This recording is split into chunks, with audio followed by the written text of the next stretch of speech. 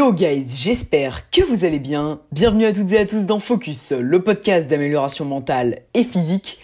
Aujourd'hui les amis, comme d'habitude, très content de vous retrouver pour un tout nouvel épisode de Focus. Et aujourd'hui les amis, épisode 31, on va parler d'alimentation, de nutrition et plus particulièrement d'un complément alimentaire, vous l'avez vu dans le titre, la créatine. Alors, avant qu'on commence à parler du sujet, que je vous explique comme d'habitude le plan, etc., il n'y a pas eu d'épisode la semaine dernière, tout simplement parce que j'ai été malade pendant une bonne semaine. Voilà, j'ai chopé une sorte de bactérie dans mon alimentation, j'ai fait une intoxication alimentaire et j'étais vraiment KO de chez KO, etc.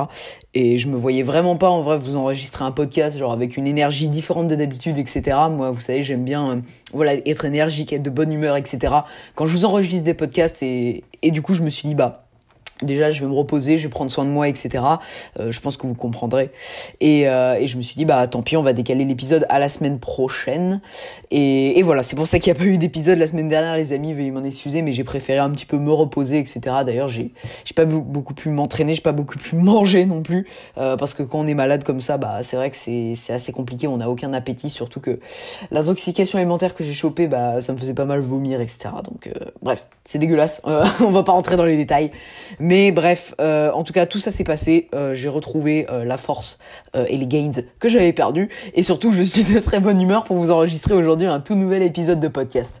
Je voulais juste vous reparler vite fait du dernier épisode de Focus, qui est l'épisode 30, avec Margot. C'était l'interview avec Margot qui a duré un peu plus d'une heure, etc. J'ai eu globalement des bons retours de votre part et tout, pas mal d'écoutes. Vous avez eu l'air d'avoir pas mal kiffé en fait, tout simplement. Voilà, c'était un petit peu le but, de vous faire découvrir à la fois l'univers du kiné, du powerlifting, etc. Donc, si vous n'avez pas encore écouté cet épisode, je vous invite à aller l'écouter. Il y a plein de trucs super cool à apprendre. Mais en tout cas, pour ceux qui l'ont écouté, j'ai eu que des bons retours et je voulais vous en remercier. Et ça me motive encore plus à faire des interviews en 2022. C'est ce que je pensais, hein. Moi, je m'étais mis en tête que les interviews, c'est ce que vous préférez le plus, avec globalement les podcasts sur l'entraînement et la nutrition. Mais du coup, voilà, ma théorie est confirmée. En 2022, je compte vraiment vous faire pas mal d'interviews dans ce style-là. Et merci encore pour vos retours, etc. Et comme d'habitude, pour le soutien pour le podcast en général, c'est très très cool. J'ai vu qu'il y a des gens qui me repartagent un peu en story pour faire découvrir le podcast et tout. C'est très gentil de votre part. Et surtout, j'ai remarqué qu'il y avait eu beaucoup de notes sur Spotify. On est à une quinzaine d'évaluations là. Alors où j'enregistre le podcast et tout. Alors il n'y a pas que des 5 étoiles. Alors je sais pas qui a mis des 4 étoiles les gars, mais franchement faites pas les rats, mettez 5 étoiles, ok, pour le référencement. Mais en tout cas, c'est très gentil d'avoir pris le temps de faire ça. C'est vrai que c'est plus simple à faire que sur Apple Podcast. Et voilà, merci pour tout. Voilà, c'était une sorte de petit bilan merci. Ça fait longtemps que je vous avais pas remercié un peu plus en détail et que vous avez fait un petit point sur tout ça. Bref, maintenant les amis, on va pouvoir tranquillement attaquer le sujet du jour, qui est la créatine. Alors, on va voir en premier temps qu'est-ce que la créatine. Donc je vais vous expliquer un petit peu où ça se trouve, dans quelle source de l'alimentation. Bien évidemment, c'est un complément alimentaire, donc comment se supplémenter en fait en créatine, quelle dose prendre, etc. À quel moment de la journée, tout ça, et rentrer vite fait dans le détail de qu'est-ce que c'est la créatine, sans trop rentrer dedans non plus parce que je suis pas un spécialiste, mais voilà, c'est des trucs que j'ai appris avec des informations que j'ai trouvées sur des différents articles, différentes études, etc. Des études expliquées sur des vidéos YouTube. Et surtout, vu que je suis en cours d'hôtellerie-restauration, on a vu un petit peu les acides aminés, etc. Les protéines et tout. Et du coup, voilà, j'ai une petite notion au niveau des compléments alimentaires, mais c'est très très léger. C'est pour ça en fait que je vais pas rentrer dans le détail. Et bien sûr, tout ce que je vous dis, c'est pas à prendre au pied de la lettre non plus, dans le sens où voilà, moi je vous dis, je suis pas coach, j'ai pas fait encore d'études de nutrition, j'ai pas fait Bayesian ou des trucs comme ça, même si à l'avenir c'est peut-être un truc qui me chaufferait effectivement. Mais voilà, pas à prendre au pied de la lettre, je vais simplement essayer de vous expliquer avec mes connaissances ce que c'est et pas dire de la merde, hein, quand même, ce serait sympathique. Et donc voilà, donc je vais vous expliquer en premier temps qu'est-ce que la créatine. En deuxième temps, quels sont les effets sur l'entraînement, donc sur la musculation, le streetlifting, tout ça. Nous on est là pour faire du streetlifting à la base, ok les gars. Nous on est une communauté de streetlifters, mais je sais qu'il y a plein de personnes d'autres sports qui m'écoutent. On va voir un petit peu c'est quoi les effets sur différents entraînements, parce que c'est pas utile que dans les sports de force et la muscu. Et pour finir, ce podcast en fait c'est quand même un podcast ressenti sur ma créatine, donc ça fait plus d'un mois maintenant que je prends de la créatine et je me suis dit que c'était cool de vous faire un bilan à la fin de mon ressenti personnel. C'est-à-dire que là, je vais vous dire globalement ce qui est censé se passer niveau effet, etc. Mais je vais vous dire personnellement, moi, les bénéfices ou non que j'ai retrouvé à prendre de la créatine et est-ce que je vais continuer ou non. Ouais, je sais pas pourquoi je bégaye. Peut-être parce que ça fait longtemps que j'ai pas enregistré de podcast. Mais bref, voilà. Le but, ça va être à la fin de tout ça, de vous dire un petit peu mon ressenti et est-ce que je vais continuer à prendre de la créatine ou non. Spoiler, oui. Mais voilà, ça va vous faire rester jusqu'à la fin comme ça. Le watch time, enfin l'audio time, bref, le listen time. Vous avez compris. Sur ce, on va pas plus perdre de temps. 5 minutes, c'est déjà très long comme intro. Et on va directement rentrer dans le vif du sujet. Qu'est-ce que la créatine, les amis? Alors, la créatine, c'est un acide aminé. Alors, qu'est-ce que c'est un acide aminé? Un acide aminé, c'est tout simplement quelque chose qu'on va retrouver en fait dans notre alimentation et plus particulièrement dans les aliments contenant des protéines. Donc, aka la viande, le poisson, les œufs, etc. Alors, il n'y a pas de la créatine dans les œufs. La créatine, on la retrouve dans la viande rouge en quantité plutôt raisonnable. Mais également dans les viandes maigres, donc type blanc de poulet, etc. Et également dans un peu tous les poissons, donc saumon, etc. Mais pareil, c'est en faible quantité en fait dans les viandes maigres et dans les poissons. Et on les retrouve, on va dire, en quantité raisonnable dans la viande rouge. Voilà. Donc en fait, la créatine, c'est un acide aminé. Pour rentrer un peu plus dans les détails, c'est un des acides aminés. Donc en fait, il y a 21 acides aminés qui sont disponibles dans notre alimentation. Et je crois qu'il y en a, si je me trompe pas, ça pareil, vous voyez, c'est une info à pas prendre au pied de la lettre, mais je crois qu'il y en a 8, il me semble, qui sont non synthétisables. C'est-à-dire qu'en fait, votre corps, il peut pas les produire.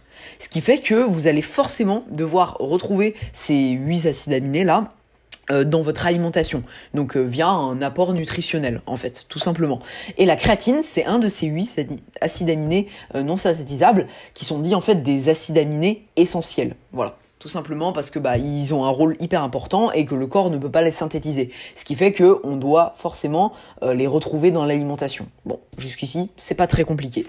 Le problème avec la créatine, c'est que je vous ai dit que effectivement on le retrouvait dans les viandes maigres et dans le poisson en très très faible quantité, mais c'est quand je vous dis c'est en très faible quantité, c'est vraiment de petites quantités, et également dans la viande rouge. Sauf que pour que un humain normal en fait ait ces taux de créatine journaliers, il faudrait qu'il consomme l'équivalent d'1 kilo de viande rouge crue par jour. Pourquoi crue? Tout simplement parce que en plus de ça, quand vous allez cuire la viande rouge, ça va dénaturer la teneur en créatine. Voilà. Donc en clair, vous imaginez bien que vous n'allez pas manger 1 kilo de tartare de viande de bœuf par jour, tous les jours. Hein. Niveau impact santé, on va pas être très bien. Niveau coût, on va pas être très très bien non plus. Donc bref. C'est très chaud, juste avec l'alimentation classique, d'avoir ces taux optimaux de créatine par jour, en fait. Ce qui fait que vous allez, si vous voulez en fait améliorer vos taux en créatine, vous allez devoir passer par la supplémentation. Donc tout simplement acheter de la créatine sur des sites de compléments alimentaires, comme je sais pas, j'ai plein d'exemples, je suis pas sponsor donc je peux dire ce que je veux, ok. Mais vous avez par exemple MyProtein qui en fait. C'est un exemple parmi tant d'autres. Mais voilà, globalement, vous allez devoir vous supplémenter en fait en créatine si vous voulez atteindre vos taux optimaux. Mais dis-moi, Jamie, quels sont les taux optimaux de créatine? On va y venir juste après. Mais voilà, ça c'était un petit peu le point des sources et qu'est-ce que globalement la créatine. On va venir également sur les effets juste après. Au niveau des quantités, normalement, un être humain qui veut avoir ses taux optimaux, il doit manger entre 3 à 5 grammes de créatine par jour. Donc si vous vous supplémentez, 3 à 5 grammes, ça fait 1 à 2 scoops de créatine. Donc en fait la créatine, ça s'achète soit en gélule que vous prenez avec un verre d'eau ou quelque chose comme ça, comme par exemple des vitamines ou des trucs comme ça, soit ça peut également s'acheter en poudre. Et donc soit vous faites la méthode de ce qu'on appelle le dry scoop, donc la scoop sèche, donc en gros c'est vous mettez la créatine, directement la scoop dans votre bouche et vous mettez un peu d'eau, vous mélangez, soit un petit tips que je peux vous recommander, que j'ai testé il y a pas longtemps et qui marche super bien, on va voir également le timing juste après, mais en gros c'est de prendre par exemple votre shaker, Donc vous allez mettre du lait, de la whey, etc. Et prendre votre créatine avec un goût. Par exemple, moi je sais que je l'ai pris goût au bait, donc fruits rouges, etc. Et vous mettez dedans. Et en fait, ça fait une sorte de yop à la fraise. Et franchement, ça passe super bien après l'entraînement et tout. Et donc voilà, ça c'est le petit tip. C'est un petit peu consommation ou acheter la créatine, etc. Honnêtement, ça coûte pas très cher la créatine. Je crois que vous allez en avoir pour 20 à 30 euros par an. Si vous prenez des sachets de 500 grammes, vous en achetez 2-3 fois max par an. Mais globalement, vous tenez tranquille avec 20 à 30 euros par an. Ce qui, comparé par exemple à de la whey ou à d'autres compléments alimentaires, bah c'est vraiment pas cher, honnêtement, la créatine. Ça, c'est largement tenable, etc. Parce que le but avec la créatine, c'est de se supplémenter avec 3 à 5 grammes par jour. Et éventuellement, si vous voulez au début avoir les effets qui arrivent un petit peu plus rapidement que juste en prenant 1 à 2 scoops par jour, vous pouvez faire ce qu'on appelle une phase de charge. C'est-à-dire que pendant une période de, je crois, 3 jours, il me semble, vous allez prendre 15 à 20 grammes de créatine par jour. Bien sûr, ça dépend un petit peu de votre gabarit, etc. Mais je crois que c'est 0,3 grammes de créatine par kilo de poids de corps. Voilà. Et donc du coup, ça fait quelque chose entre 15 et 20 grammes par jour, c'est-à-dire que vous en prenez à chaque repas, en clair, pendant 3 jours, et c'est ce qu'on appelle une phase de charge. Après, une fois que vous avez fait votre phase de charge, vous allez redescendre à des taux classiques qui vont être entre 3 à 5 grammes par jour, comme on l'a dit précédemment.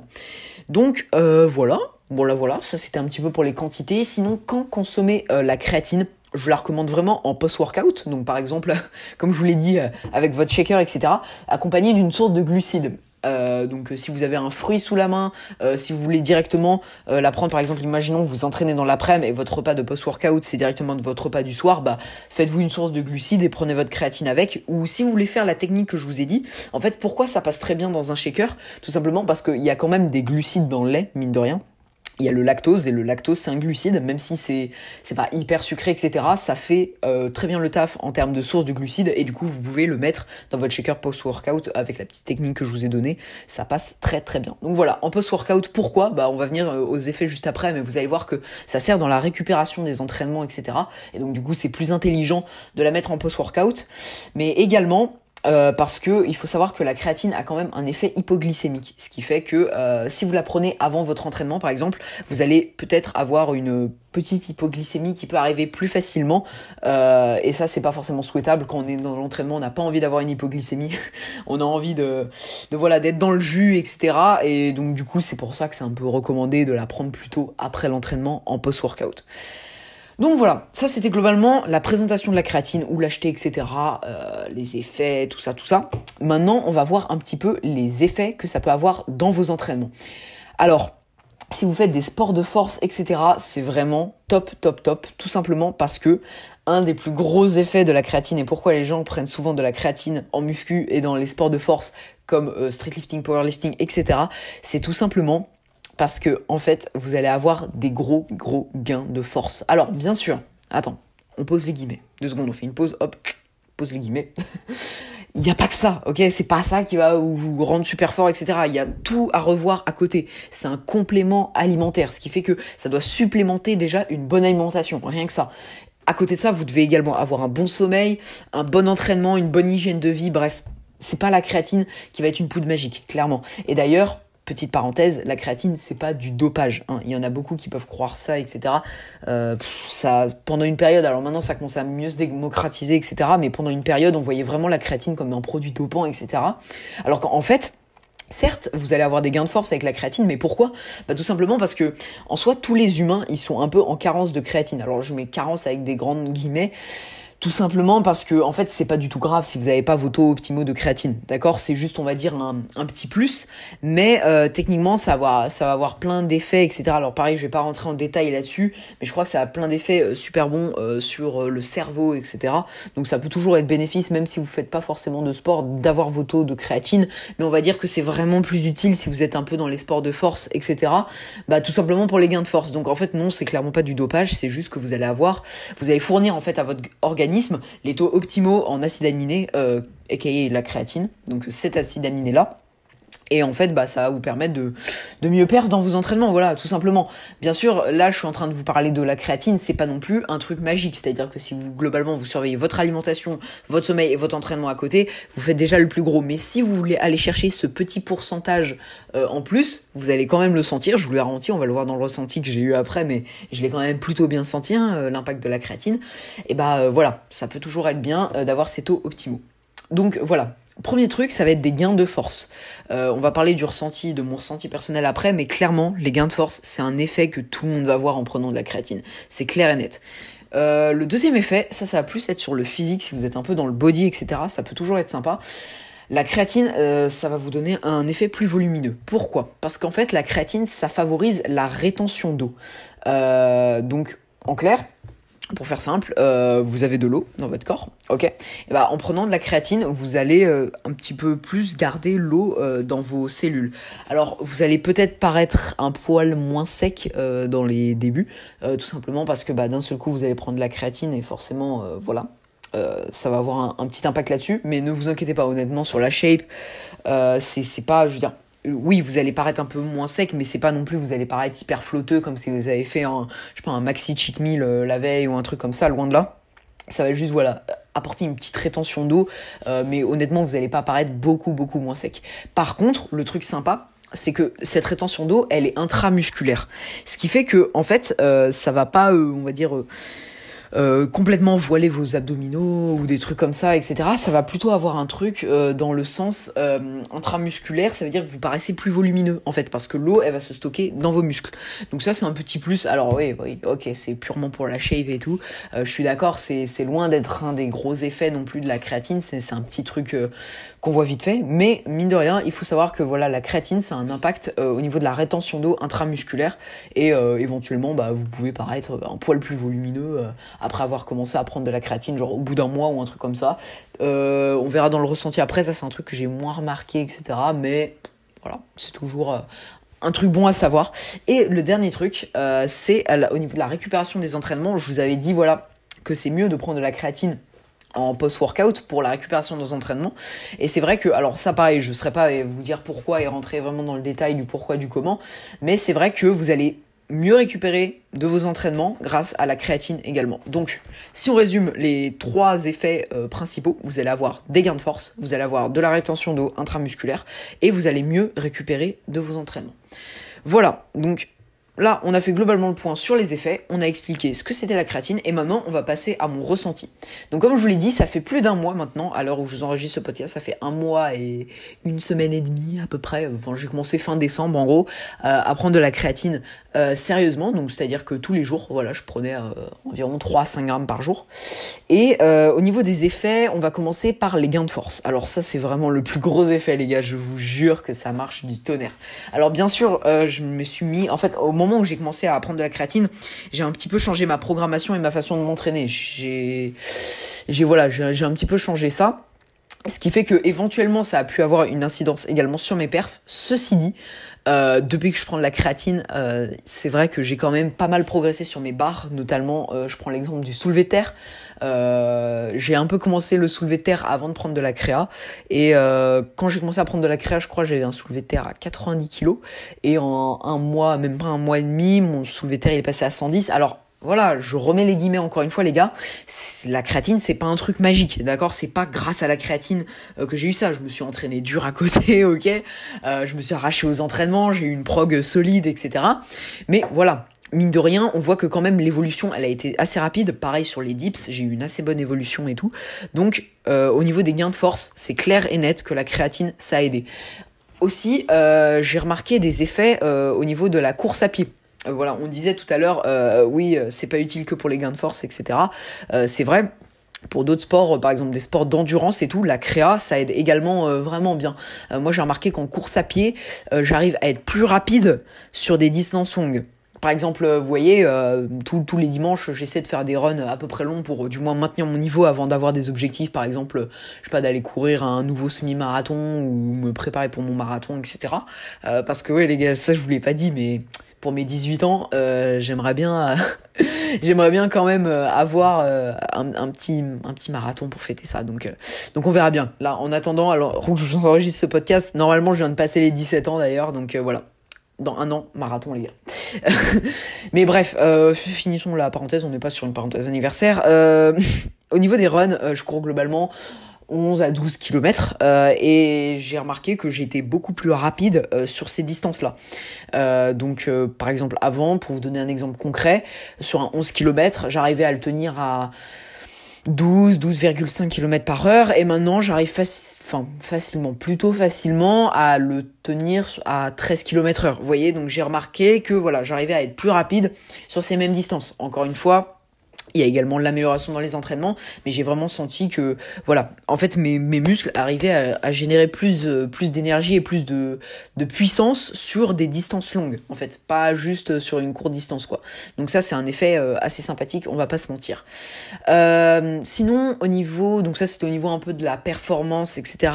Au niveau de la shape et de la rétention d'eau intramusculaire, en fait, ça, pareil, c'est hyper dur à dire dans le sens où je suis en pleine prise de masse depuis novembre et j'ai fait vraiment des bons gains, etc. Ceci dit, j'ai l'impression effectivement que sur le physique, ça a un petit peu aidé à ce qui paraisse plus volumineux, etc. Et j'ai l'impression en général que sur la prise de masse, ça a plutôt bien aidé, dans le sens où je continuais à prendre du poids, etc.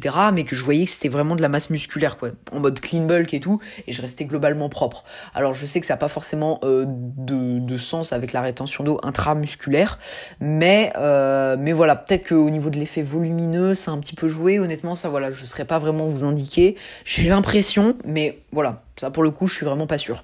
Par contre, un petit truc que je peux vous dire aussi, les gars, au niveau de la créatine, c'est que si jamais un jour vous arrêtez de prendre de la créa, cet effet de rétention d'eau intramusculaire, il va pas se barrer. Genre, vous allez pas vous dégonfler en arrêtant de la créatine ou des trucs comme ça. Loin de là. Ça va rester. Donc ça, c'est un truc très positif à savoir. Donc voilà, c'était la petite parenthèse à ce niveau-là. Et pour finir, au niveau de la récupération des entraînements, alors là les gars, j'ai vraiment remarqué ça également. Au niveau de la récup, c'est vrai que je récupère beaucoup mieux par rapport à avant de mes entraînements. Alors j'ai mis un petit accent sur mon sommeil récemment aussi, j'ai essayé de me laisser encore un peu plus de sommeil, même si globalement j'arrivais à taper les 8 heures, là je me laisse 8h15, vous voyez, ce petit quart d'heure il peut éventuellement changer et tout. Pareil, je vous dis, j'ai une programmation solide et tout, je fais un format push-pull legs maintenant, ce qui fait que je récupère vraiment bien de toutes mes séances, etc. Mais j'ai remarqué quand même que mes séances, elles étaient assez intenses, etc. Il y avait beaucoup de volume et tout, et j'arrivais à récupérer beaucoup plus vite que d'habitude. Pas beaucoup de courbatures généralement, ou alors les courbatures elles passaient rapidement et tout, et j'ai vraiment l'impression que la créatine ça a énormément aidé à ce niveau-là. Donc voilà, petite parenthèse également au niveau de la récupération, ça j'ai vraiment remarqué. Donc les trucs que j'ai le plus remarqué, c'était les gains de force, et pas que la force, donc au niveau de la puissance, on va dire sur les runs, etc. Donc je suis sûr que si vous faites d'autres sports comme du hand, des trucs comme ça, peu importe, de la gym et tout, la gym c'est de la force. Mais voilà, globalement, d'autres sports, ça peut être également très très utile, la créa, mais moi je l'ai remarqué pour la course à pied et pour les lifts. Rétention d'eau intramusculaire, pas trop, et récupération des entraînements, par contre, vraiment, vraiment, vraiment bien. Donc voilà, ça c'était un petit peu mon bilan sur ces un mois et demi, on va dire à peu près, de prise de créatine. Je voulais attendre vraiment de me faire un avis là-dessus avant de vous faire cet épisode de podcast, d'être sûr, d'avoir mon ressenti, etc. Et surtout d'écrire un petit peu mon ressenti et également vous présenter ce que c'était la créatine. Voilà, je trouvais ça vraiment intéressant, j'avais vraiment envie de vous faire un épisode là-dessus, et j'espère en tout cas qu'il vous aura plu, que vous aurez appris pas mal de trucs, etc. Si c'est le cas, je vous invite à me faire un petit retour de cet épisode sur Instagram. Vous avez l'Instagram directement dans la description de cet épisode de podcast. Et également, wow, on s'embrouille là, oh, c'est la fin ou quoi là. Et également, si vous voulez soutenir le podcast, vous pouvez laisser un 5 étoiles et non pas 4 étoiles sur Spotify et Apple Podcasts. Voilà, ça aide vraiment en fait au référencement du podcast. Imaginez que quelqu'un débarque d'un seul coup sur le podcast, il voit qu'il y a 5 étoiles, voilà, ça va un peu plus le mettre en confiance, surtout qu'il voit le nombre de notations qu'il y a. Donc n'hésitez pas à faire ça, vraiment, ça me régale clairement. Et les petits partages en story comme d'habitude, etc. Et allez me suivre sur Insta, voilà, pendant qu'on y est. Allez, on balance le tout. Et d'ailleurs, petit remerciement, mais par rapport à votre soutien sur les précommandes de la capsule numéro 2 des forceux. Je vous avais fait un petit message, etc. J'en avais beaucoup parlé sur Instagram et ça a très bien marché. Donc un gros merci à vous tous et ceux qui ont commandé avec mon code. Et bah déjà vous me régalez et en plus vous allez bientôt recevoir les commandes normalement. Voilà, ça c'est dit. Sur ce, on en a terminé avec le blabla de fin. Merci à tous pour le soutien. Et nous, les amis, on va se dire à samedi prochain pour un nouvel épisode de Focus. Encore merci d'être restés jusqu'au bout. C'était Noah. Ciao tout le monde.